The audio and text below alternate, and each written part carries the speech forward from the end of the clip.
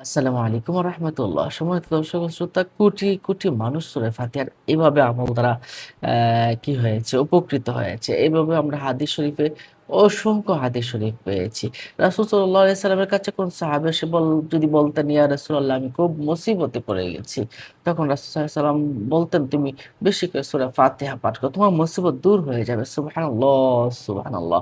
এটাকে এজন্যই তো উম্মুল কুরআন বলা হয়, ফাতিহাতুল কিতাব বলা হয়, সাবউল মাসানি বলা হয় এই সূরাকে। সূরাতুশ শিফাও বলা হয়। আল্লাহু আকবার! রোগ মুক্তির সূরা বলা হয়। মোল্লা আলী ক্বারি রাহিমাহুল বারী তিনি বলেছেন, সূরা ফাতিহার অক্ষর শব্দ পড়াতে যেমন শিফা রয়েছে, তেমনি এর লেখাতেও শিফা রয়েছে। যেকোনো ধরনের রোগ চাই, এটা দিনী হোক বা পার্থিব হোক বা স্বাভাবিক রোগ হোক, ভিতরের রোগ হোক, যে লেখাই হোক না কেন, এইটা লিখে যদি নিজের কাছে রাখেন, আল্লাহর ইচ্ছায় আরোগ্য লাভ করবে। মিরকাতুল মাফাতিহে এটা রয়েছে। হযরত আব্দুল মালিক ইবনে উমর রাদিয়াল্লাহু তাআলা আনহু থেকে একটা হাদিস রাসূল সাল্লাল্লাহু আলাইহি ওয়াসাল্লাম ইরশাদ করেছেন, সূরা ফাতিহা হলো সব রোগের মহা ঔষধ। মিশকাত শরীফের 2170 নম্বর হাদিস শরীফে এই বিষয়টা রয়েছে। আরেকটা বিষয় খেয়াল করলে বুঝবেন, আবু সাঈদ খুদরি রাদিয়াল্লাহু তাআলা আনহু থেকে বর্ণিত, তিনি বলেছেন, কয়েকজন সাহাবী আরবের একটা গোত্রের কাছে গেলেন। তারা মেহমানদারি করল না। তখন তাদের ওই গোত্রের নেতাকে সাপে কাটলো। তখন তারা এসে বলল, "আপনাদের কাছে কোনো ঔষধ আছে?" তখন সাহাবাগণ উত্তর দিল, "হ্যাঁ, আমাদের কাছে আছে।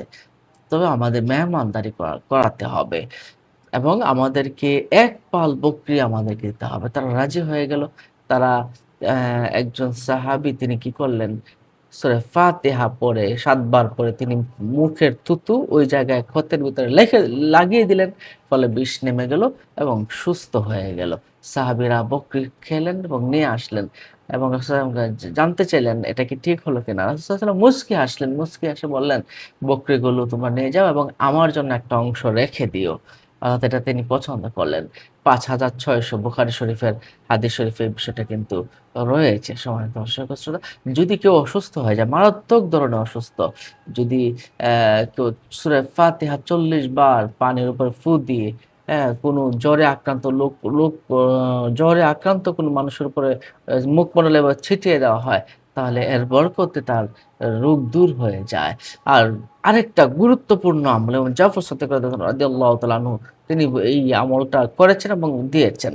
ফজরের সুন্নত এবং ফরজ নামাজের মাঝামাঝি সময়ে যদি ৪১ বার কেউ এই সূরাটা, সূরা ফাতিহা পড়ে আপনি শরীরে ফু দেন, যেকোনো রোগ ভালো হবে তার। যেকোনো রোগের চোখের ব্যথা হতে পারে, অসুস্থ হতে পারে, জ্বর হতে পারে, তার রোগ ভালো হয়ে যাবে। এবং এই সূরা শেষ রাতে যদি ৪১ বার কেউ পাঠ করে, তার রিজিক বাড়িয়ে দিবেন, অভাবনীয়ভাবে তার সবকিছু বাড়িয়ে দিবেন। সুবহানাল্লাহ, সুবহানাল্লাহ। সূরা ফাতিহার কি পাওয়ার, কি ফজিলত নিশ্চয়ই বুঝতে পারছেন। আজ এ পর্যন্ত। অন্য মুমিন সবাইকে জানাতে শেয়ার করে দিন। ভালো থাকুন। আসসালামু আলাইকুম।